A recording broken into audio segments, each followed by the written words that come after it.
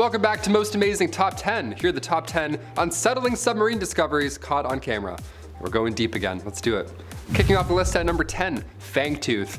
A nice scary name off the hop. Nice, we love it. This first deep sea discovery comes from the fine researchers at Monterey Bay Research Institute, MBARI. Every time you see a deep sea video that blows your mind, more often than not it's the MBARI crew.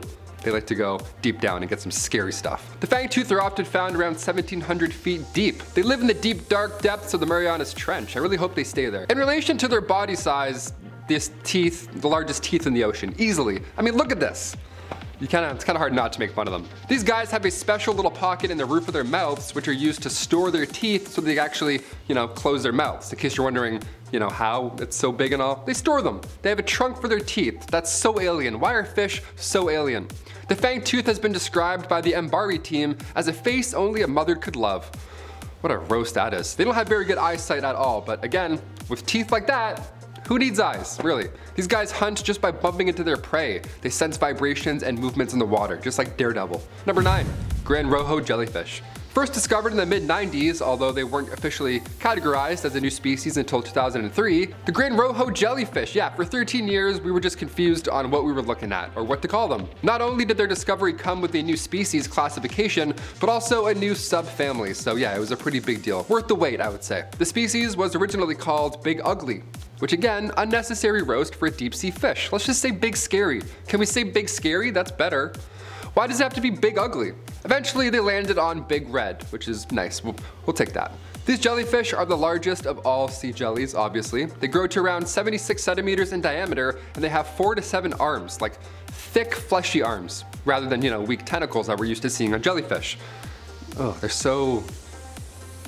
I could be a jellyfish. I have jellyfish movements. While most jellies are transparent, these guys are red all over because, it's haunting that way. And because of their deep sea habitat, there's still so much we don't know about them, and only 23 have ever been found and identified in real life. So the research is currently lacking, to be honest. Scientists are doing their best to get us more clips, but they're rare. They're like aliens. It's gonna take some time to find them all, like Pokemon. Give us a minute.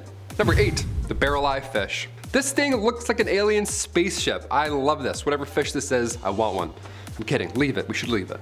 2 green alien eggs piloting a weird ship. This deep sea troublemaker is called a barreleye fish. It's also known as a spookfish, which makes more sense. They look like a Halloween decoration, for starters. The main attraction here, of course, are their large protruding telescopic eyes that are stored inside its transparent head. Yeah, take a minute to just kind of take that in. Its big head is see-through. We can see anything on this guy's mind. Just a fish dome made of soft, see-through tissue. We love that. They're unable to withstand change in pressure, so it's a good idea, very good idea, to leave the barreleye fish where they belong, or else their heads will just, it'll be ugly. After their initial discovery, the only way people who hadn't seen them in the deep, who wanted to see them, was through drawings. If I found a see-through fish and had to draw it for historians, I'd be like, hang on. No, what? I would be so screwed. They're often found around 800 meters deep in the ocean, pretty motionless as well. Again, very alien-like. Just sitting there on autopilot, just hovering. Number 7, the vampire squid. The vampire squid is the last surviving member of its order and has similarities with both the squid as well as the octopus. So basically, it's the most threatening animal I can imagine, honestly, and haunting to look at, of course. Also, its name is vampire squid, so obviously something's afoot here. Obviously, it's a little bit dangerous. 2 of these creatures somehow meeting in the middle. Just like a jellyfish, the vampire squid has a gelatinous body that helps it move quicker through the depths of the sea. The vampire squid is covered in light-producing organs called photophores, which they're able to use in a way that produces disorienting light flashes, to confuse its prey. Yeah, vampire disco attack. It'll just flash lights and dance in your face and you'll be like, oh shh. While the vampire squid doesn't have ink to blast out at its enemies, it does have the ability to shoot out a bioluminescent mucus. Glowy puke. That's almost worse than ink, in my humble opinion. That's way worse than ink. Also, this squid is able to regenerate its arms. So I think this all goes to say that if you're in a fight with a vampire squid, well, I really hope you came prepared because he definitely is. He's growing arms, he's dancing in your face, he's ready to go. Number 6, Predatory Tunicate. The Predatory Tunicate is like the Venus flytrap of the deep sea. Doesn't that sound haunting already? Predatory Tunicate is straight up one of the most unique creatures I've ever learned about working on this channel. Honestly. Looks like something you'd fight in Super Mario Sunshine. How is that a real thing? What in the hell? They start off life like tadpoles do. Then they swim until they find a perfect spot, either along a canyon wall or the seafloor or something sturdy. Once they found their spot, they plant themselves using a natural adhesive that they produce. Once planted, they will undergo a huge change. Clearly. And this is where they'll stay for the rest of their lives. They're super picky about where they set up camp because, well, they're there forever. This is their new home, essentially. On the side of a rock right next to Coral Lane. Come visit. Let's do it. Wow. In order to find the perfect spot, they need to make sure that both the chemicals in the water in that area, as well as the temperature of the water, is just right. And unfortunately, if these guys do get moved from their location and chose to make their home somewhere else, they will die. So it's imperative that we leave them alone. Know what I'm saying? Don't be poking anything in the ocean. Hit that thumbs up. Don't be hitting fish. They basically wait for food to drift on by, and then just like a Venus flytrap, when they get their meal in their mouths will close automatically until they're done digesting. Then they'll just go and then open back up. Predatory Tunicate is a point of study in the medical world because they actually have been known to help with more serious medical conditions. So as scary and weird as it is to look at, he's literally saving lives. Number 5, snapping shrimp. I have to include a snapping shrimp because I always see these guys pop up on Reddit when I'm scrolling through in the dead of the night, and these guys will pop up and they'll haunt me. Snapping shrimp pack the hardest punch. They look nice, but they'll hit you before you even blink. Will Smith style, you won't even see it coming. Its punch is so powerful that it creates a sonic boom underwater. Here's a clip of a mantis shrimp punching through a fisherman's gear. Ow! Ow! That really hurt. This dude grabbed a hold of my booty, put a hole in this booty. He has no idea what he just pulled out of the depths of the sea. This thing just punched through skin and gear, just like that. And he's tiny.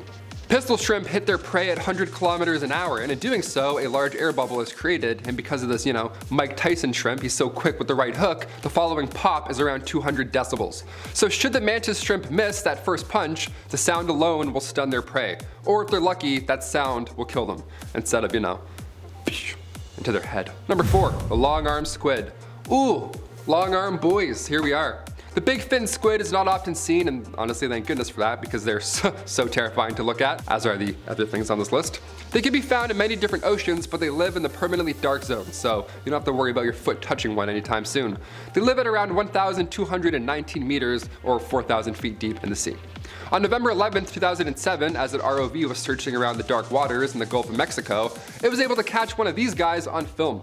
While there's still a ton that remains mystery about these elusive creatures, it's believed that they grow to be around 23 feet long. Yeah, they're really long. The real creepy stance that these guys have also, how they're so still, not a fan. So still and so large. Big forbidden deep sea spaghettis. No thank you. Number 3, giant isopods. Big nope on these ones, here we go. I can't do deep sea anything, so these videos are always exciting to me. My palms get sweaty when I'm making these scripts for you. These giant isopods, so scary. These large crustaceans can reach lengths around 15 inches, and while it's not the biggest deep sea creature of all time, it's still pretty insane for what this thing is. For example, this footage comes from the NOAA team. This was 5 years ago in the Gulf of Mexico. Take a look. Yeah, you thought bugs were gross. These things can swim so fast and then just attach themselves onto your back. Ugh, I'm never swimming again. That's so quick and so gross. Little legs. Oh, I hate those legs. Giant isopods get their size from what is known as deep sea gigantism, which is an evolutionary tendency for deep sea creatures to grow larger than their shallow water counterparts. It isn't exactly clear why this happens, but we see it in giant shrimp as well. It happens and we're like, what? It is thought that maybe it's because of the cold temperatures, which may increase cell life and lifespan, but still, we're pretty clueless at this point. Giant isopods are scavengers, which usually wait to collect scraps of what is left over from another predator's meal. Yeah, then they just screw you over with their big giant many legs and then just latch on. Number 2, deep sea anglerfish. I'm glad I put deep sea in there in case, you somehow forgot about these. Look, these fish are big and scary and they have tentacles flying out of them. They have the disco ball of death floating in front of their big scary mouths. We know that about these deep sea horrors by now. But what makes the anglerfish so unique in the ocean world is that the males will be attached for life. And I mean that in a literal sense. Male anglerfish do not look the same at all as the female. They are tiny, they can't even lift groceries. Look at these little dudes. So what they'll do is they'll find a suitable mate, bite into her stomach, their skin will then go and fuse together, and their blood will all be the same blood. How insane is that? Only a few years ago, we got footage of a mating pair, and it's crazy. Check this out. The males are much smaller than the females, and they can survive purely on the nutrients from the female's blood. Yeah, they're parasitic. Their entire life goal is to find a leading lady to do all the work. Yeah, must be nice, eh? easy. To be fair, look at this guy. He can't hunt. This guy can't even book his own doctor's appointment. Think he's gonna go find dinner? No way. And finally, number 1, the Gulf of Mexico shipwreck. Yeah, I'm gonna include a Gulf of Mexico shipwreck for number 1 because we've talked about so many Gulf of Mexico horrors. I saw a ghost ship as a kid and that was it. I was scared forever, never going on a boat in the sea ever again. The Gulf of Mexico is no stranger to shipwrecks. There's about 4,000 laying down there right now. That's what happens when you steal buckets of gold and then you try and flee on a dinghy. You end up sinking a lot, more often than not. So when ex-con oil workers found this sunken ship, 26,000 feet below the surface, they were pumped. They immediately told the Bureau of Ocean Energy Management, who later tried to explore the wreck, but during its first attempts, equipment kept failing. The sub they were planning on using as well kept malfunctioning right before departure. Video would cut out, sonar wouldn't work, so they sent the Navy out there. They sent a research sub as well, but the rover wasn't operational. The arms were too tiny as well, so they had no way of really taking a look into this thing and discovering it. That's for sure haunted. That's why I put it as number 1. That is a literal graveyard. Doesn't matter if it's below the water or above here. I wouldn't go into the woods and start exploring an area where like a plane crash happened. No chance. That's the same under the sea. Leave it alone. That's just bad juju. Those are shipwrecks. What are we doing? Those are the top 10 unsettling submarine discoveries caught on camera. If you want more, you know I'll come back. I'm Taylor McWaters, and I'll see you next time on Most Amazing Top 10. Bye.